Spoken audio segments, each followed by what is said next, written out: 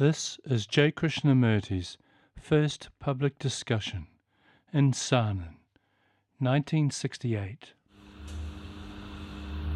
I wonder what we are trying to do during these so-called discussions, which shouldn't be called discussions at all, but rather dialogues, conversations, talking over things together. Are we merely trying to express intellectually only, or are we trying to understand a way of living that is different from that which we are accustomed to? Or are we trying, or rather not trying, are we exposing ourselves as we are to ourselves so that we can see for ourselves what moods, tendencies, peculiar idiosyncrasies, the states of our own mind and heart, so that there might be a possibility of change. Is this what we are trying to do during these discussions?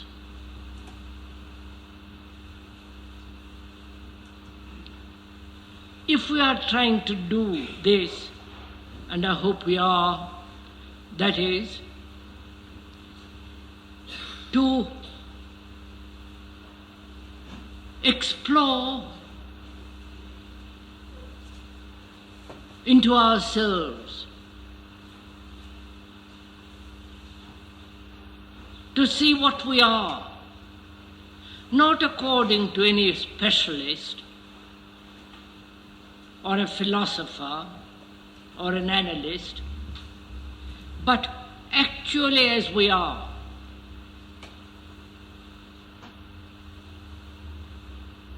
If we are going to do that, then we must establish from the very beginning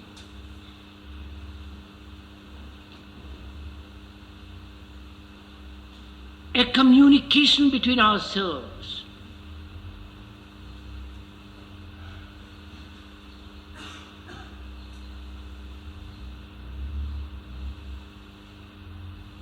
To communicate with each other, we must use words, obviously. But each word to each person is heavily loaded. Each word creates in us a form, a design, a content. This design, content, form is actually the me, the thinker, the observer. And if we are merely trying to communicate with each other verbally, then it will be very difficult to understand each other. So there is that one difficulty, which is a sentence, a word, an idea may be so deeply ingrained in each one of us that we can't go beyond it. We translate, interpret everything that we hear according to that background. If we are intellectual, if we are emotional, scientific, artists, and so on, everything is translated according to that background, according to that frame in which we live and function. And perhaps the speaker has not that at all. Therefore, the difficulty is going to be to communicate with each other so that we understand each other completely, thoroughly, so that there is no misunderstanding. Then there is also another form of communication, which is silence. But we cannot come to that quality of silence,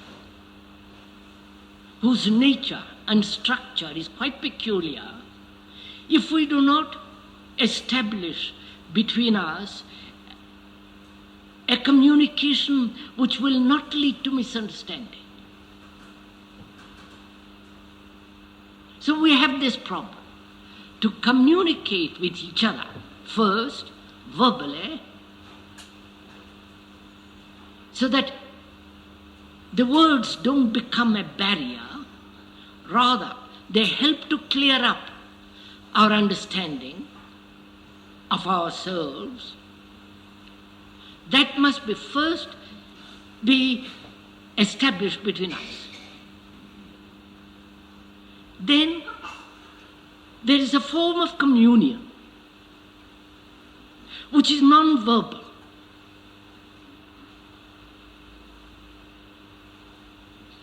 which needs that peculiar quality of attention and ease. You know, it's like two very intimate friends or people.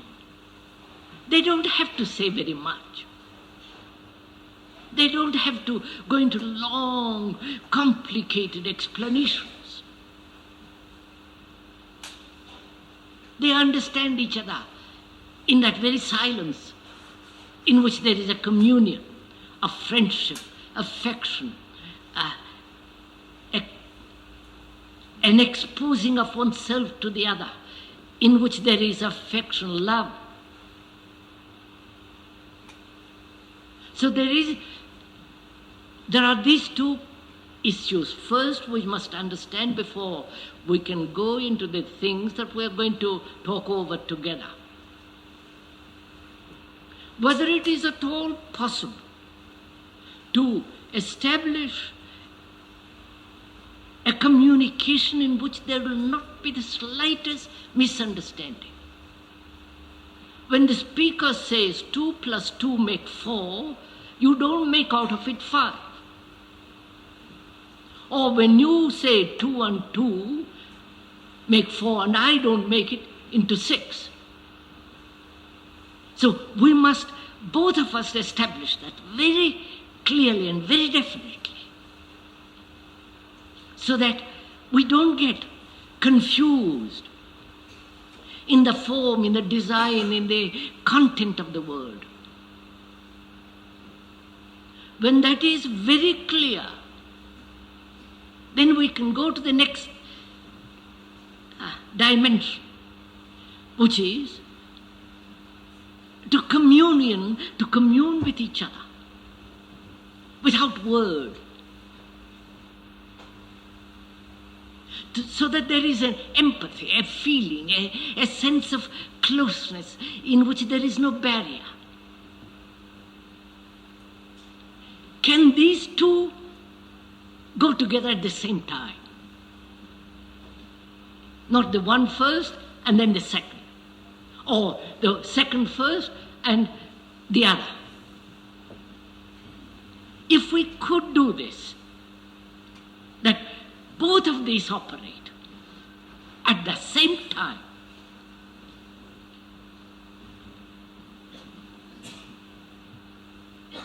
then there is a possibility of real understanding each other.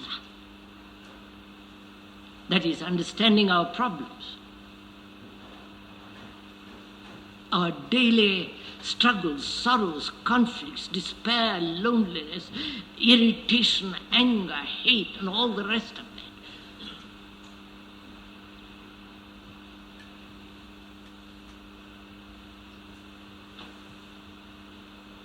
And to really commune in silence with each other is going to be very difficult.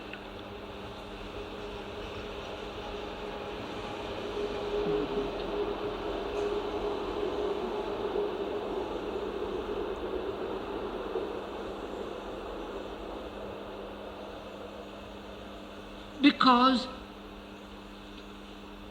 there is always the examiner, the censor, the observer, who separates himself from the thing observed, seen, or thought.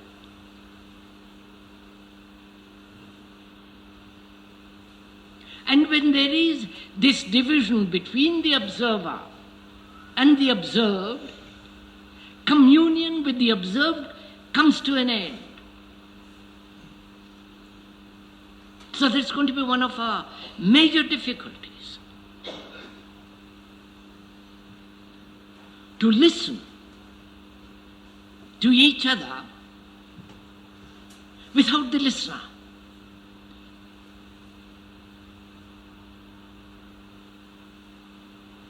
And the listener is the word, the form, the design, the content, the tradition.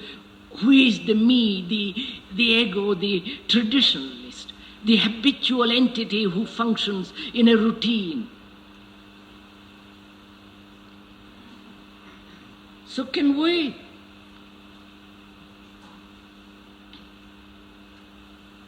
when we are talking over together our problems, can we listen, observe, be silent without the examiner, without the entity that says this is right, this is wrong, this should be, this must not be, I am right, you're wrong, my opinion is better than yours, and so on, so on, so on, so on. Can we do this?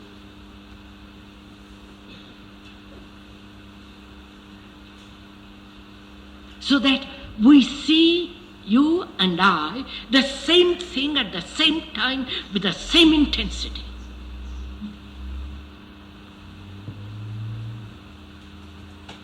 Otherwise we are not in communion with each other. If you or I are not intense at the same time, at the same level, how can we communicate? How can we feel together in examining something?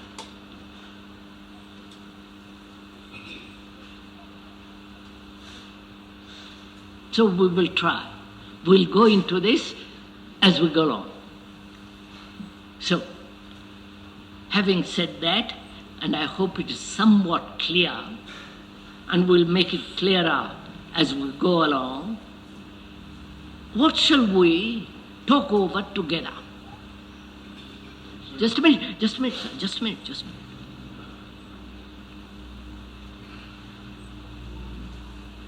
If we are going to talk over together something, we must be serious. We must go into that thing completely, whatever the problem is. So at the end of this hour, you are actually free of that problem. Not carried over for another year or for another day. So if we are going to converse together over a problem, we must be very serious what we're, so that we can look into it very, very closely, intimately. And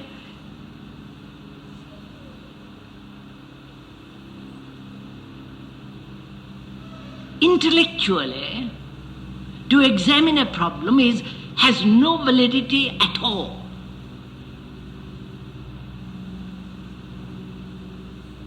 That is to say, I must, I should.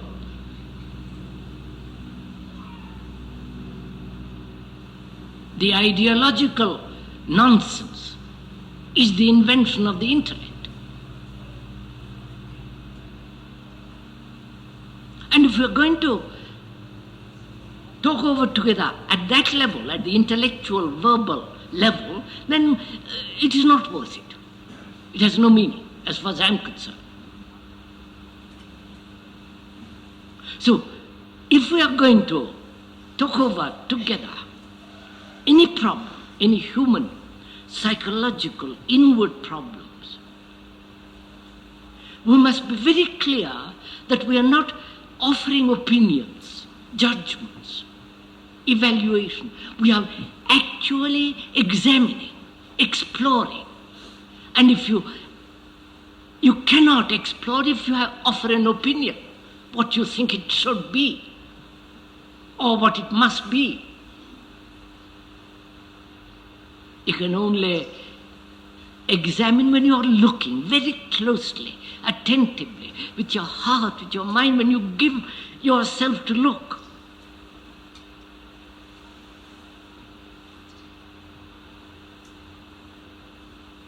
So, what can we talk over together? Can I put the question? So, bene. You say, in one conversation, that this reality you cannot invite. The only thing we can do is to open the door. And to open this door, it means to have a mind that is quiet, completely silent. And then you say, when you open this door, if you are very lucky, by a strange change, perhaps Yes. reality may come in with this blessing. Now my question is, why? If I am very lucky, why? Perhaps, why? By a strange change. If outside there is a fresh air, I open the door, naturally the fresh air can in. Yes, sir. Do you want to discuss that? You didn't hear the question? All right, I beg your pardon. The question is, you have said, now let me repeat, don't say what I have said.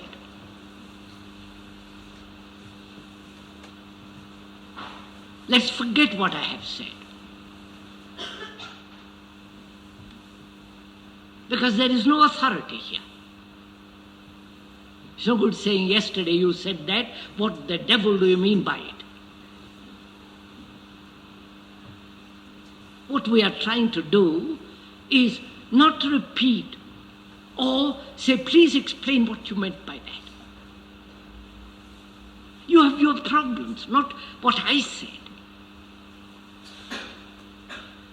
Your daily problems of despair, loneliness, this and dozen problems we have, all interrelated. And if you say, well, please don't bother about that, but tell me what you meant by that, what you said yesterday, it becomes rather extraneous. Now the question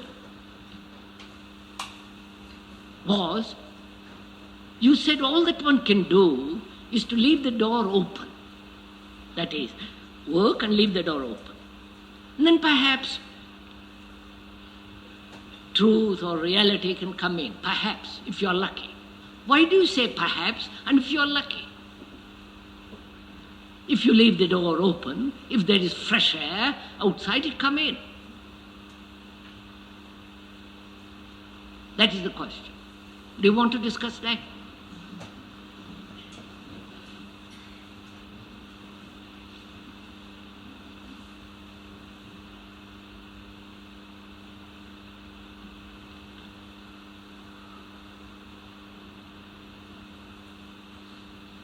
Or do you want to ask something else? I have another question. Am I selfish if I refuse responsibility? If I am unselfish, Am I selfish if I refuse responsibility? am I selfish if I refuse responsibility?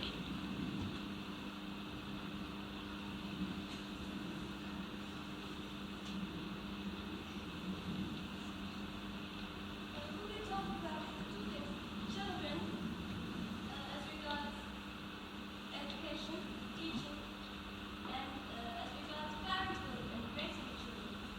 I am sorry, I can't hear. Children, Sir? could we talk about children? Children.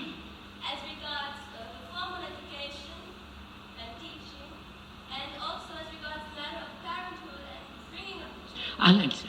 Can we talk about, that's not, can we talk about children, their education, their relationship with their parents and so on? Is that what you want to discuss?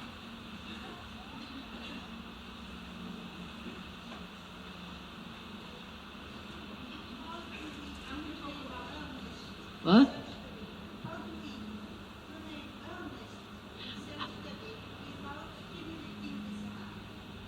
How do we remain earnest In self-study without stimulating desire. without stimulating desire?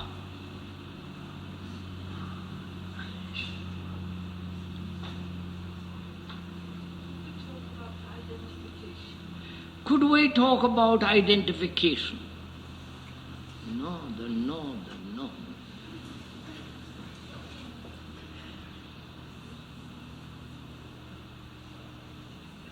Can I put my question in French? In Italian or French? La recherche de la spiritualité semble conduire à une Attendez, Anas.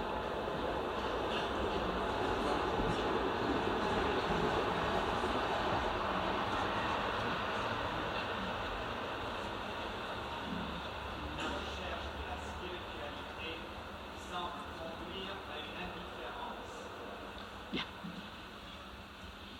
The search for spirituality seems to lead to indifference.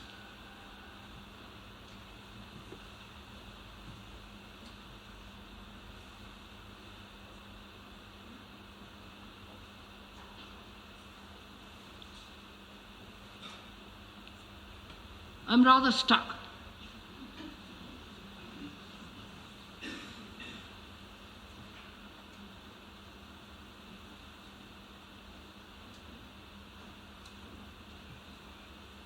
See what I would, if I was there, sitting there, and somebody else was sitting here,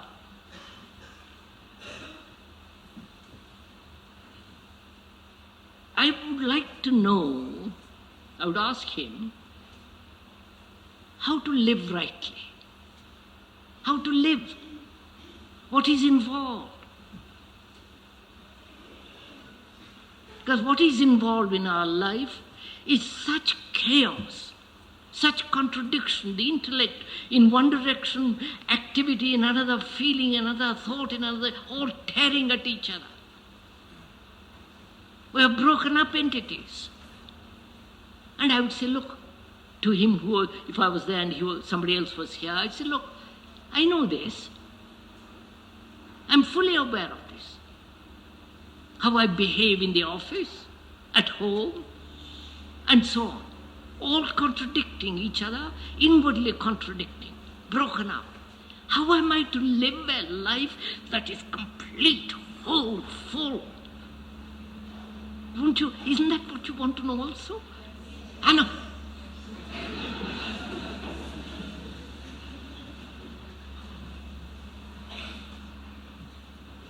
You see the danger? You are used to listening, being told.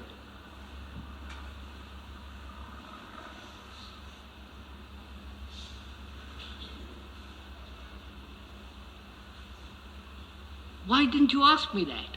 It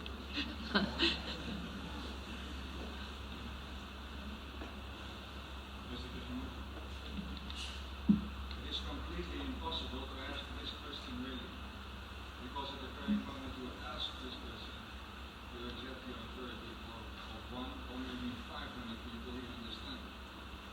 I think you have to go through your own life and find out problems yourself, and then come to a conclusion.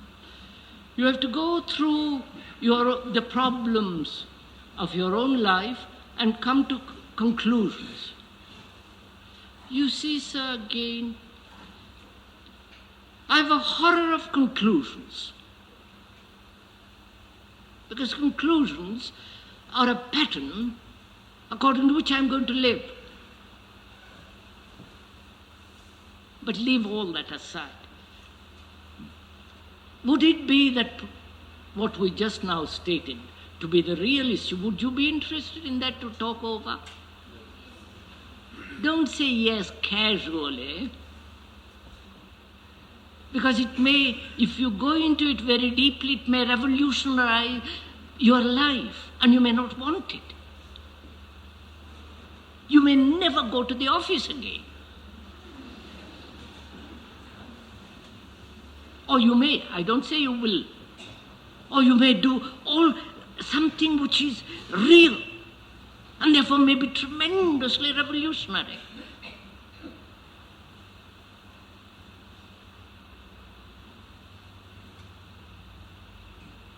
So if you really want to talk about it in the sense, not merely to see this contradiction in ourselves, this fragmentation as the intellect, as the emotion, as thought, as action. If you see that for yourself and it's your cognizance, your recognition, your awareness of it, then the inevitable question would be, what am I to do? Right? And then perhaps later on, we can go into this question of reality, the urge to identify with oneself with something else, identify oneself with something else, and so on. We've got 7 days every morning. So don't let's waste time. If this is what you really want to discuss, let's go into it. Shall we? Right.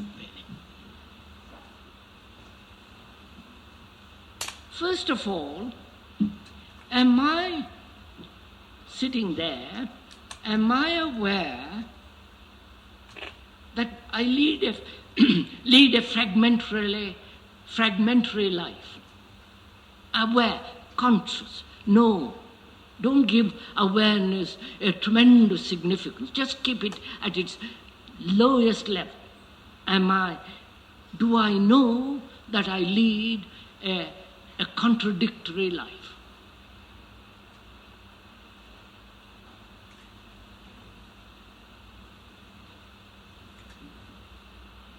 A life of hypocrisy, because contradiction means hypocrisy.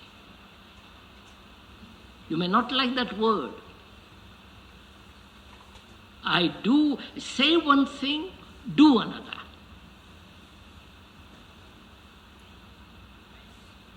So do I know that my life is broken up? Not divorce and husband, wife, broken up.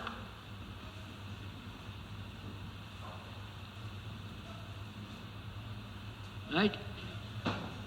Can you can one say, as you can say, I am hungry, that nobody can question because you are hungry, you know it. In the same way, do I know that my life is a complex of contradictions?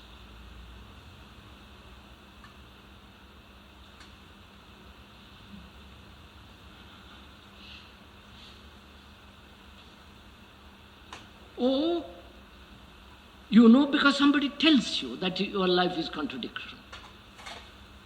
The two states are different, aren't they? You know for yourself when you are hungry. Nobody has to tell you you are hungry.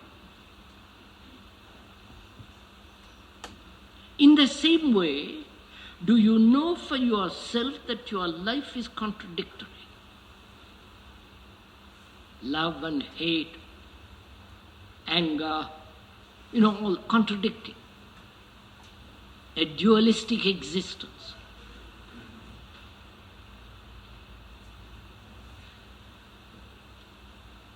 If you know it, first of all, how does it come into being? Why do I have this contradiction in me?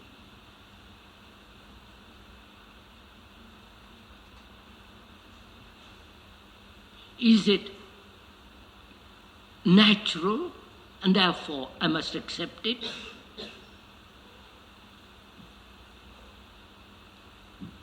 Or is it something that through society, civilization, culture and so on has brought it about?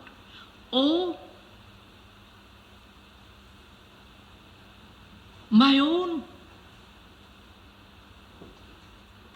relationship to everything in life, from my relationship to nature, to other people, to ideas, is always dualistic. I don't know if you're... before I can do anything with it, I must know how it comes.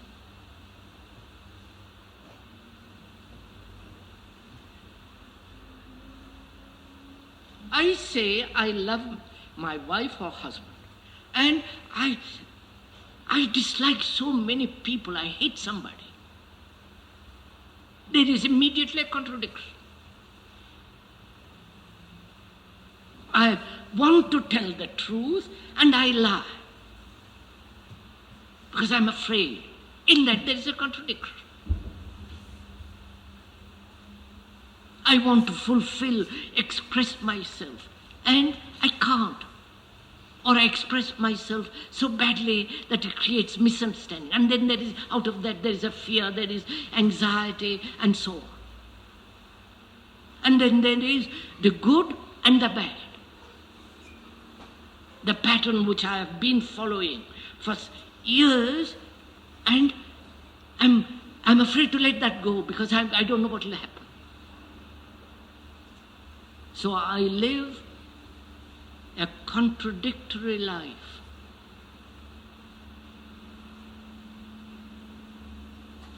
During the day and when I sleep through dreams. Why does it arise in me? I want to live harmonious, peaceful life, non-aggressive, quiet, if it is possible. I want to live fairly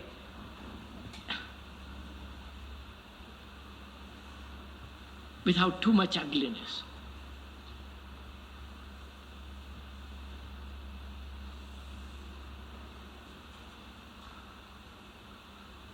And I do everything that brings ugliness.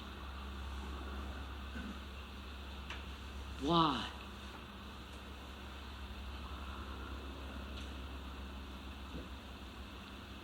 Is it, I'm just suggesting, I'm not saying it is so. Is it because I am afraid?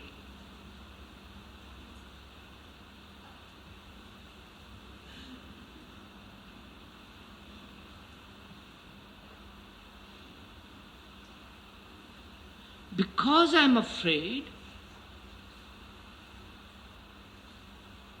I become aggressive.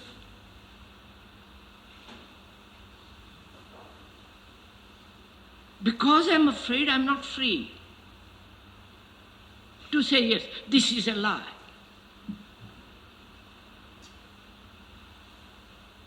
To acknowledge to ourselves, I'm a hypocrite. Because I pretend to be something, I have an image about myself which I daren't destroy.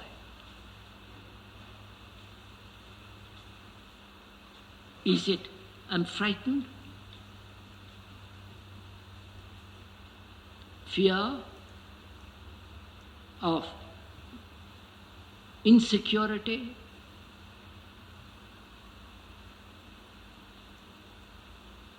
I'm talking about inward insecurity.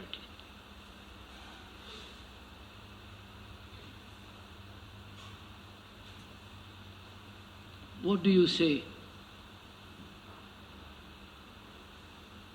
I'd like your examination, your exploration, what you find. You know, only fools give advice. We are not fools, I hope. So don't give me advice. I want to find out why I lead this kind of double life.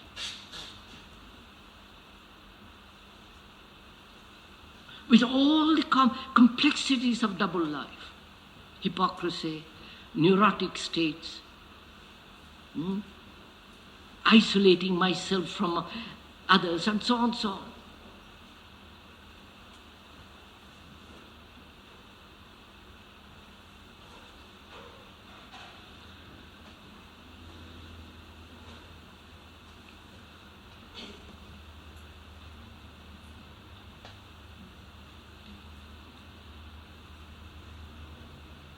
Are we communing with each other because we are silent?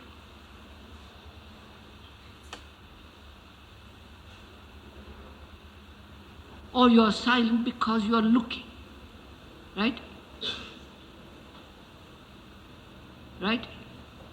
Are we silent because we are looking into ourselves?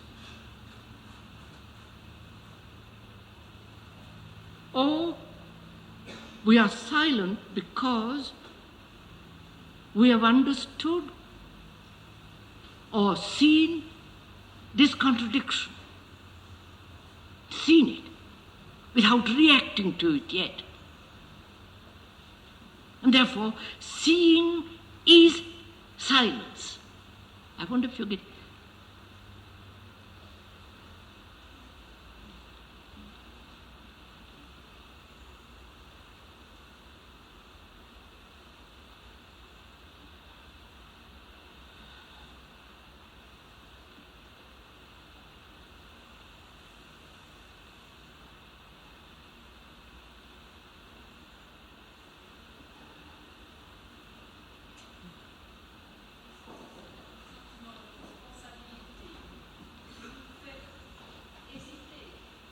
Hesitate. I am hesitating because of the responsibility involved in this. You see, the reaction of responsibility comes little later.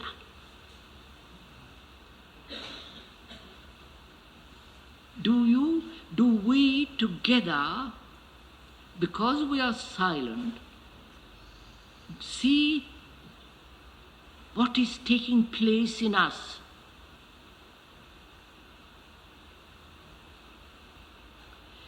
May I point out here, we are not mass or group analyzing or a confession. We are looking at this human problem not as an individual problem. It is individual and therefore it's human problem. This exists, this kind of contradictory life, everywhere you go. Even with the hermits, with the monks, in India, in Japan, every human being has this problem. So when we are considering it, we are looking at the whole human problem, not my problem. I don't know if you...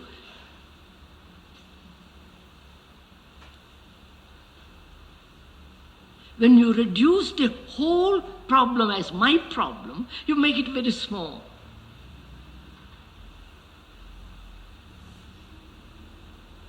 But if you regard it, look at it as a human problem, a human being living in Switzerland, in India, Japan, Russia, America, human, the feeling of humanity.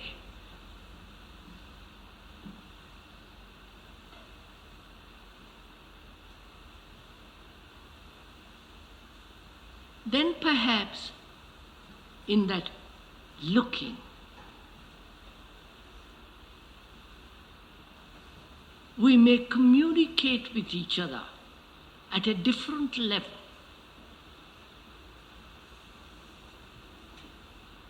Which isn't mere sentiment, an emotional state. Here is a problem, and I'm looking at it, therefore I'm silent.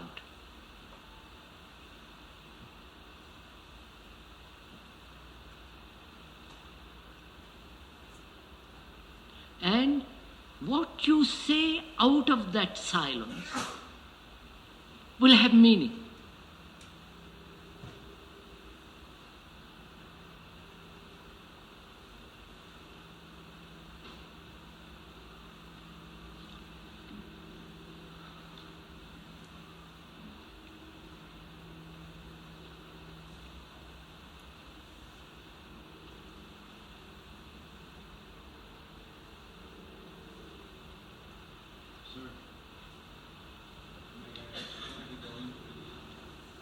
Yes, sir. You don't have to get up, sir. I'll repeat it. So we are now facing the fact of hypocrisy, isn't it? That's what we're doing now. No. Are we facing the fact that one is a hypocrite? We are not. We are facing the fact that our life is contradictory, broken up. That's all.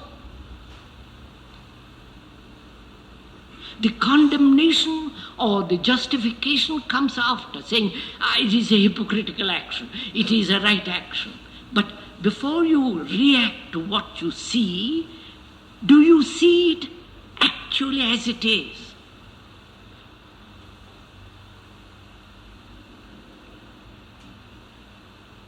Do I see, when I have lied, told something which is not so, do I see it?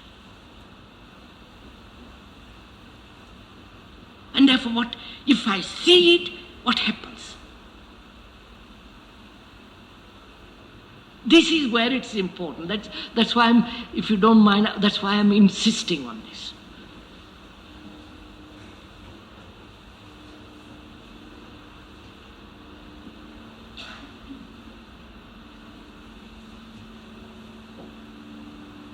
I'm confronting a fact that I have lied. That's a fact. I'm looking at it. I'm looking at it without justification, without saying how terrible to lie. I'm saying I'm frightened, therefore I lied. Those are all explanations. And those explanations, reactions, prevent me from looking at the fact that I have lied.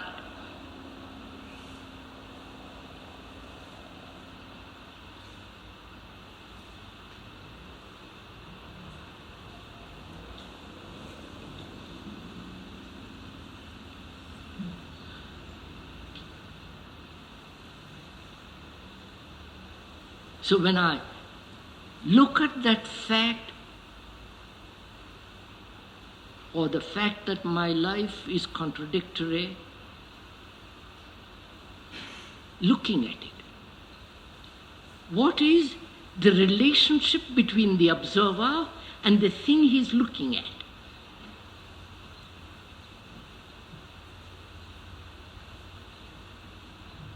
If I am looking at the fact silently, there's only the fact, right?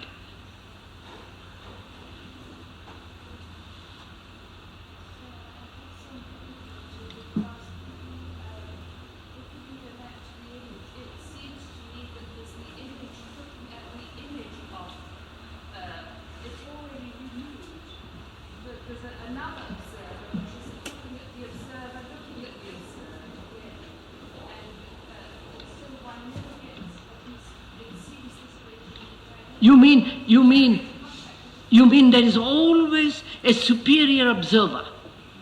Is that it? In this very form about looking at what is the relationship between the observer and the observed, in considering this very question, there is already another observer. That's right, that's what I said. Am I looking at it? Please, I'm answering that question. Am I looking at this fact that I have lied completely silently, without the observer?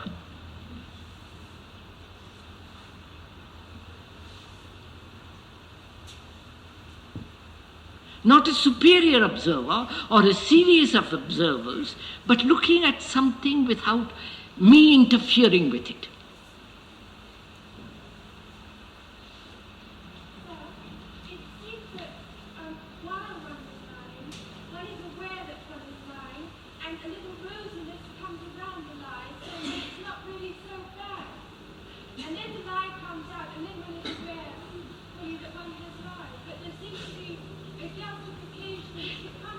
Yes, that's why when one lies, one knows it and one justifies it. And I'm asking, please do pay little. I'm asking, can you look at this contradiction, this lie, this whatever it is, without justification, without condemning it? Just look. Look, if I am unhealthy, there is pain. Can I look at that pain without reacting to it? Just look at the pain. I am in pain.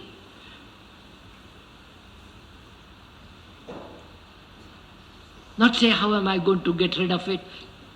That will all come later. What am I to do? Is it possible or is it not? And so on. But can I merely look at it without all the circus round it?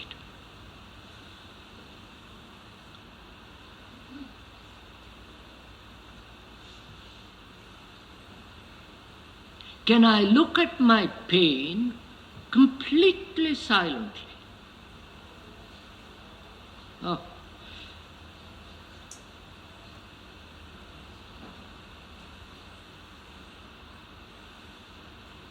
Right?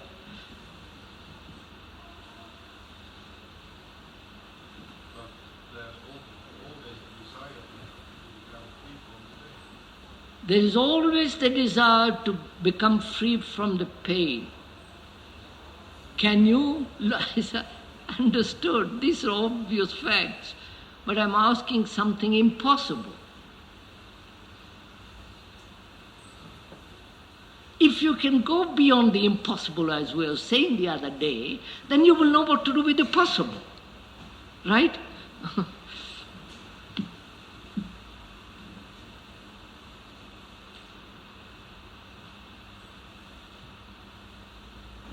So can I look at anything without the image? Apparently that seems to be the most extraordinary, outrageous or mysterious or something Impossible.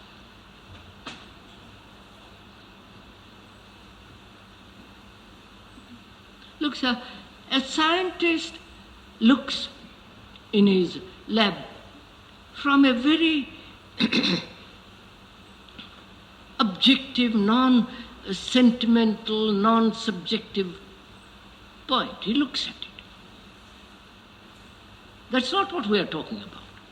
There it is fairly easy, because it doesn't matter to him. But touch him at in his core about his ambition or his love or his this or that, he can't look. You're getting the...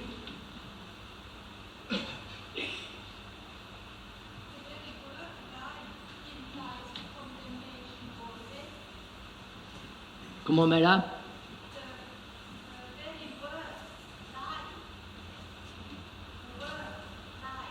The word lie. No, the very word lie is a condemnation.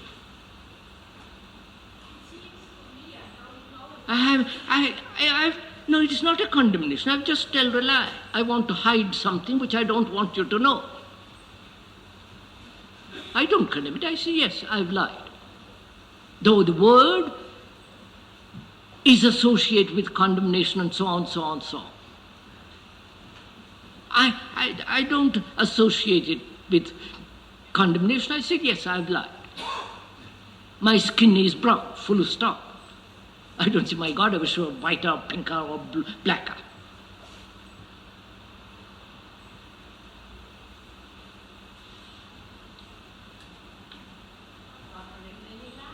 Huh? Oh, don't bother. I'm not trying to remember your lies. Sorry. Just don't forget it. That's very good, don't. But you see, that's not the point, madam. Don't take a lie. I'm taking something much... I took that as an example, which is to represent this contradictory life.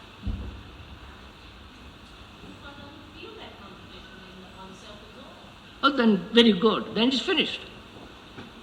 Then the whole circus is over. Then that's you're a happy man or woman. You may be. That's for you to find out.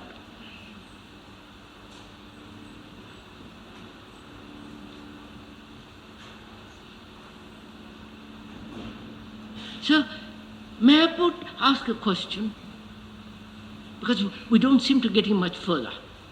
Have you looked at anything out of silence?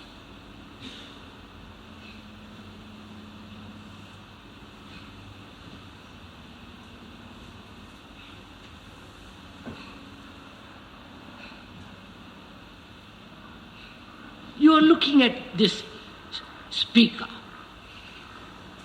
Can you look at him without any image? Just look, not abstractly, dreamily, sentiment, but to look.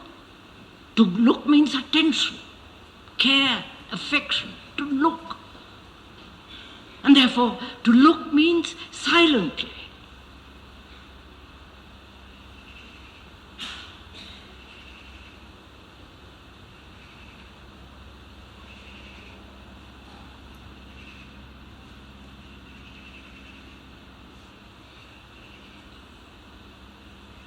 Apparently, most of us have not done this at all in our life.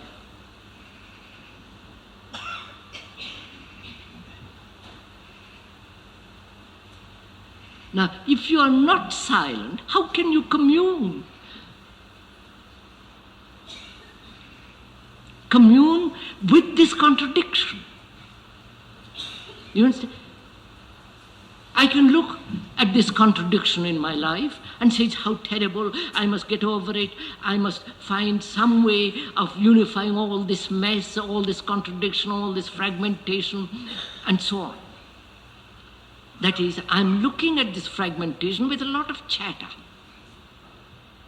with a lot of saying, this must be, this must not be, this I'll keep, this, and so on. Now, can I look without a word? Word being thought. thought being the form, the content. So can I look without this content, this word, the me?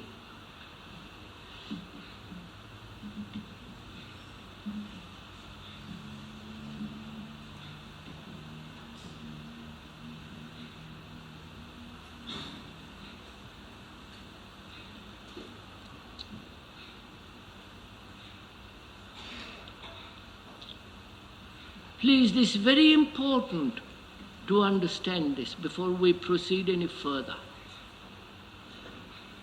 Because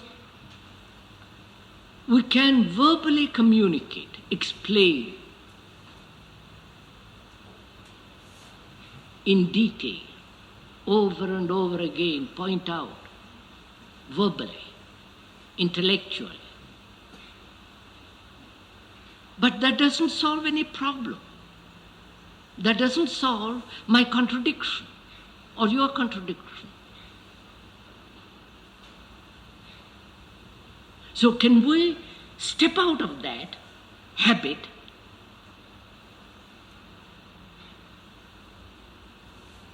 that tradition and say, look, can I look at this whole existence as a human being, just look at it out of complete silence?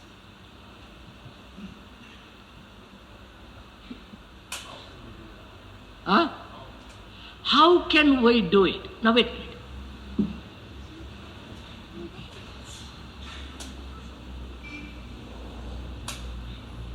How can I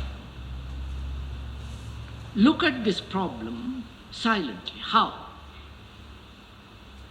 Which means, tell me the method, right?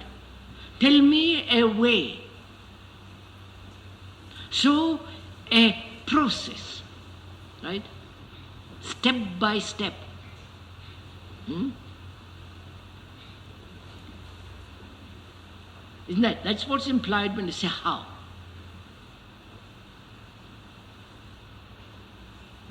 Right?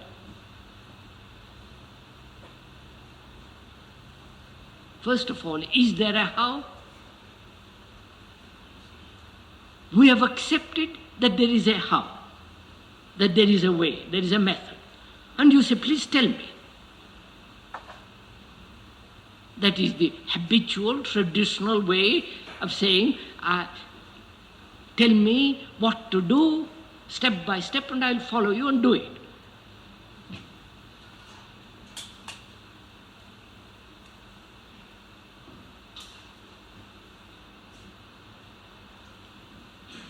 And I say there is no how. There is no method, there is no system. Because the method, the system, by practicing it, will not give you silence. Right? It will make your mind more solid, more heavy, more habitual in a different direction. Therefore, it's not silent. So what will you do with this problem? There is no how, right? But you must see that there is no how.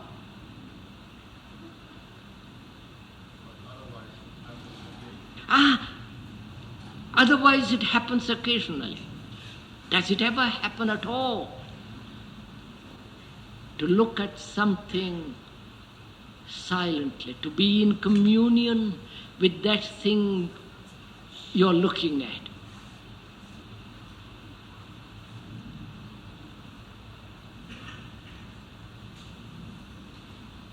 So, can I look at my wife or husband silently?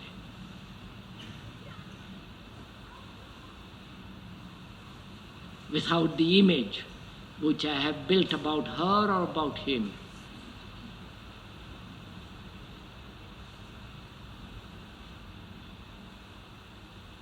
You get rather nervous when I put that question, don't you?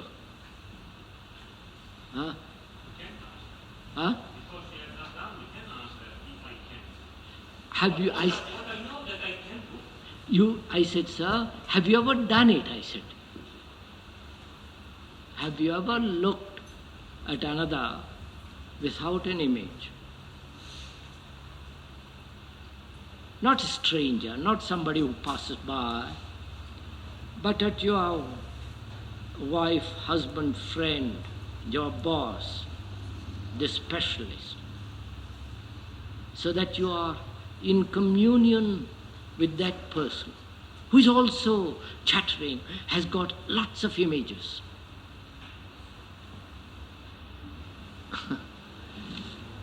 Am I asking the impossible? Huh? Be simple about it, sir. I am I not?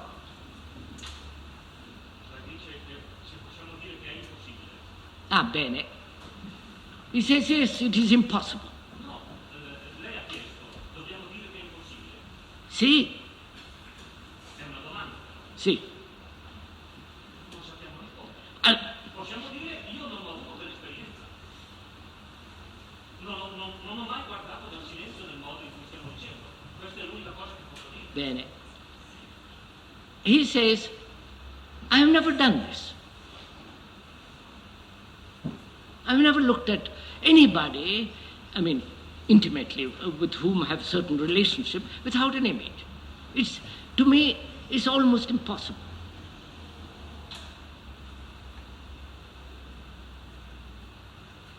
Now, how can I commune with myself, which is myself is this contradiction. And the entity who looks at the contradiction is part of that contradiction, right?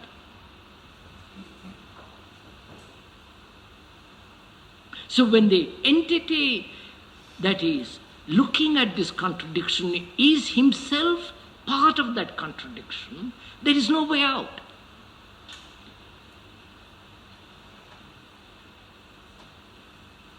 But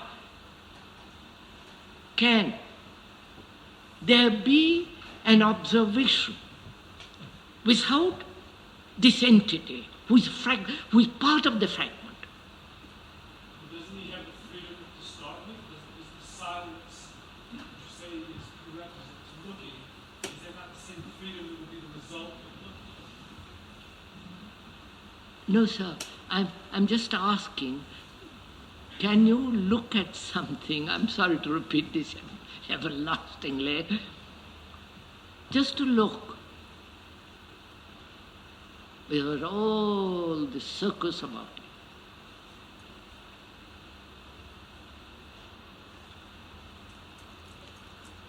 If you cannot look without the observer, there can be no communion with the thing observed.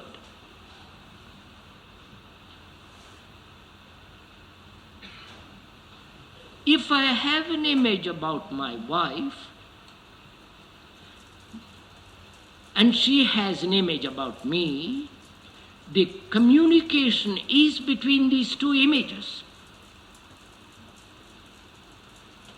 which is between two images that have been built up through time, through days, through many days. And therefore there is always a contradiction between these two, obviously. So there is always a misunderstanding. She lives in one world and I live in another world. And we are related. We say, I love you.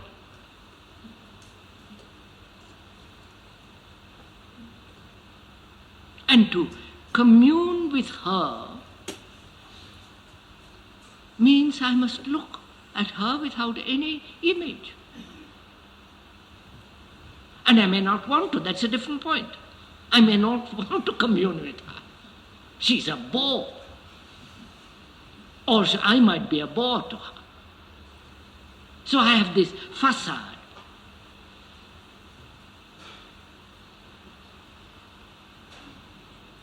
But if I want to commune with these many, many fragments, which is me, I must look at the me with all its fragments quietly, silently, without any reaction to it.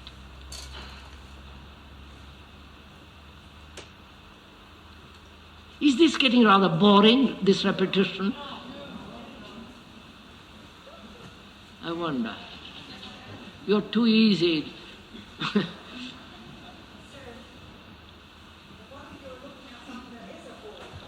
Huh? What, madam? What if you're looking at something that is a bore? All right, don't look at it. If my wife is a bore and I've carefully avoided looking at that bore because I have created an image about her which is lovely, I say, all right, keep it. You're playing a double game, a contradiction.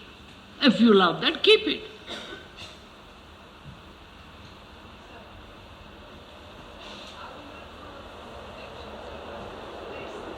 Attendez, madame, je ne peux pas entendre, madame.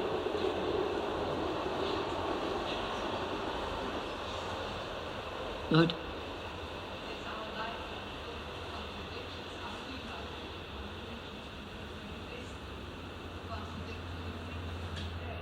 yes, that's what we said. We said that.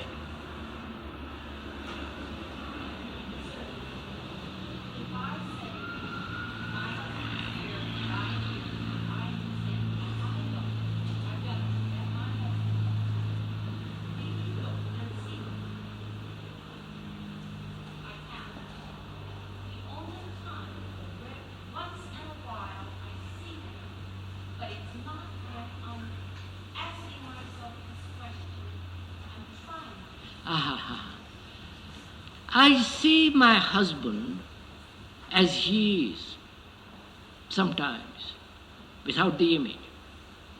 But if I'm asking myself, am I looking at my husband without the image, that's not possible.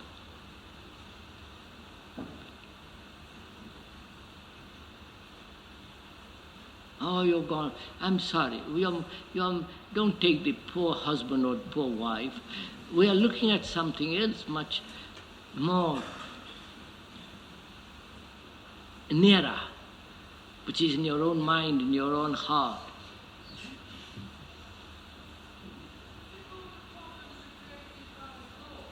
Come on.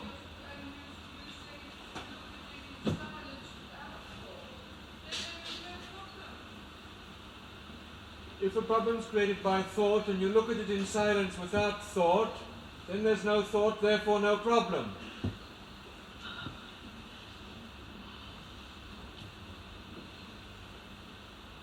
The answer is in itself. Look, sir, why we are insisting on this question. We said communication verbally can be made very clear exactly what we mean by using the word and defining the word and explaining the word. And we both agree about that word. Then it becomes fairly easy to communicate with one another. But we have got a different problem, which is, I realize my life, my way of living is contradictory, double, divided. And I know I have lived that way, with all the pain and the misery of it, and I say to myself, what am I to do? How am I to get out of it?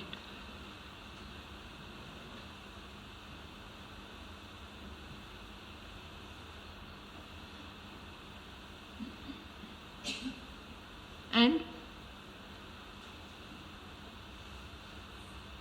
you tell me, look, don't look at it that way as the observer watching this contradiction, because the observer himself is part of that contradiction.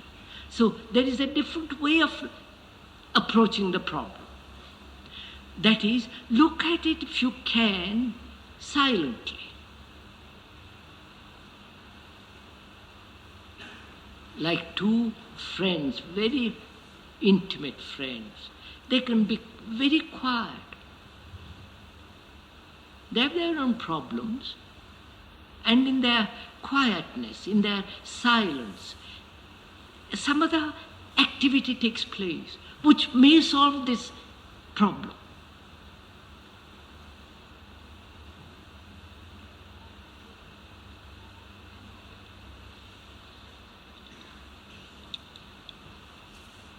I think we better stop, don't you? It's 22. Sir, you can't pay attention more than quarter of an hour.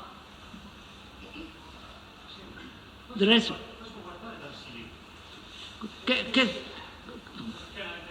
I've told it. I've understood. What do you mean by silence? Don't you know what it means? Without my telling you what I mean by silence? Huh? No, don't put it into words yet. Don't you know what silence is? In this valley, when you wake up in the middle of the night, except there is the noise of the stream, but that noise is within the silence of this whole valley. Haven't you felt it? I think, ma mia.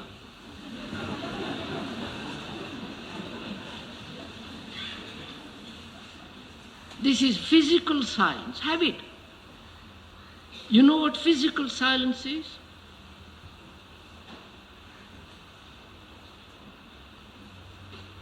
You don't say, what is your silence? What do you mean physically silent? Tell me about it. You know it, right?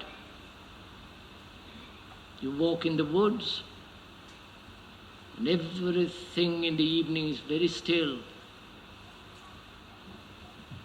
You know the physical silence, with all the beauty in it, the richness, the quietness, the immeasurable magnificence, dignity of it, right? You know it. And apparently you don't know what psychological quiet silence is, inward silence. And you say, please tell me about it, put it into words. Why should I?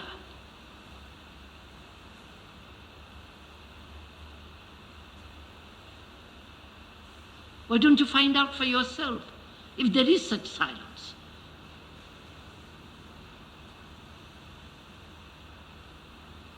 I may be telling a lie, it may not exist. Why do you accept it? But if you say, look, I want to find out how to, not what silence is, but how to look at this contradictory nature and the structure of it. Because I have always looked with an observer, with the examiner, with the analyzer. And I suddenly realized the analyzer himself is the analyzed. So I said, by Jove, that's a discovery for me. You understand? That's something which I've discovered. Therefore, I said, that's right. I won't do it that way. So I'm looking for another way of doing it. So, and I say, by Jove, there is this way which is to look completely quietly.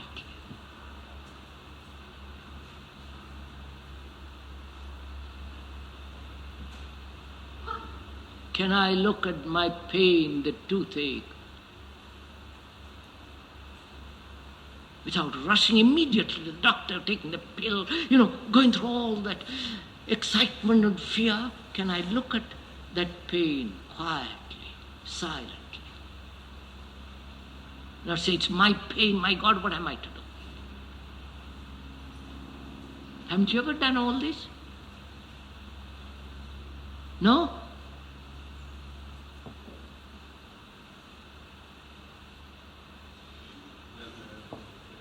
Come on. I don't know what there is, but you see,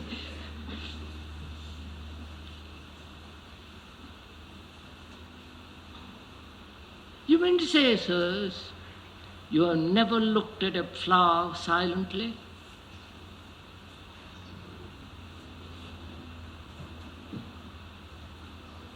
How sad that is. Huh? Isn't it sad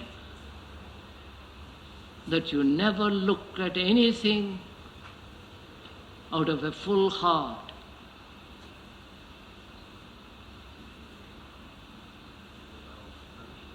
Huh? I don't know what happens, sir. You see, you're always theorizing.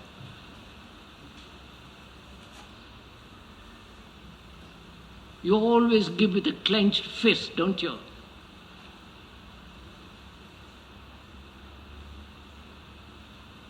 Let's stop, we'll do it tomorrow.